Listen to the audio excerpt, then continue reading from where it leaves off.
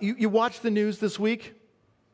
Man, I don't know about you guys, I feel like America is one of the, have you ever been to Disneyland, in those spinning hat things?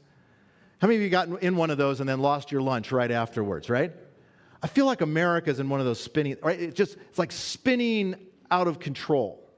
Now, if you're sitting in this room, all of us in this room living in Minnesota, we know what it's like to spin out in the ice. And I feel like America's like spinning out, okay? So, but it's not just from a national standpoint.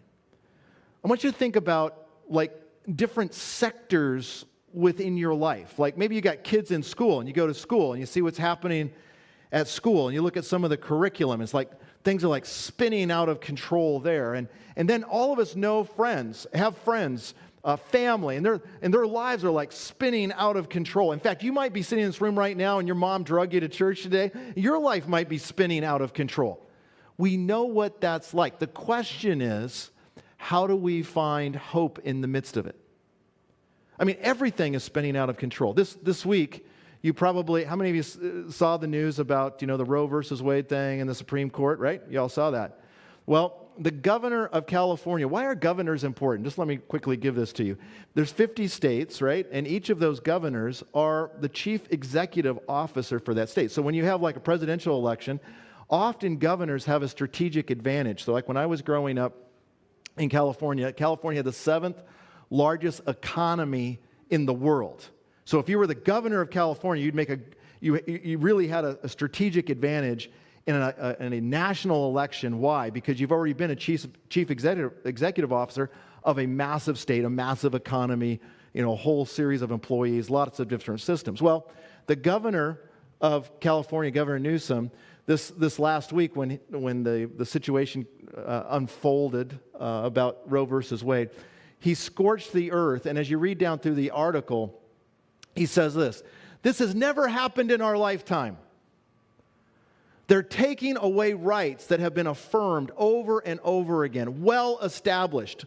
Wake up, America, wake up to who you're electing. Now that is pretty interesting language. Number one is, how many of us elected Supreme Court individuals? They're appointed, right? Now it is true that whoever you elect, then they influence who ends up being appointed. And so that would be true, but it's just interesting the vocabulary he uses. But more importantly, when I heard him ranting and raving over this, when it says taking away our rights that have been affirmed, this is the governor who fined an acquaintance of mine $1.5 million for his church gathering in California during COVID. How about the right to worship God? Do any of you know that that's a well-established right? How about the freedom of assembly? So freedom of religion, are those well-established rights?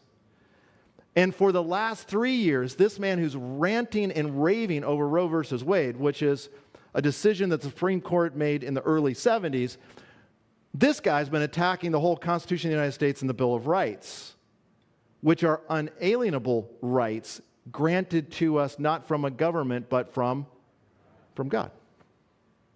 Man, I feel like the world's spinning out. Here is a guy who is a governor, chief executive officer of the third largest state, Alaska's first, not Texas, but Alaska, and California being like third, and he can't figure this out, apparently, morally. Oh, that's the point.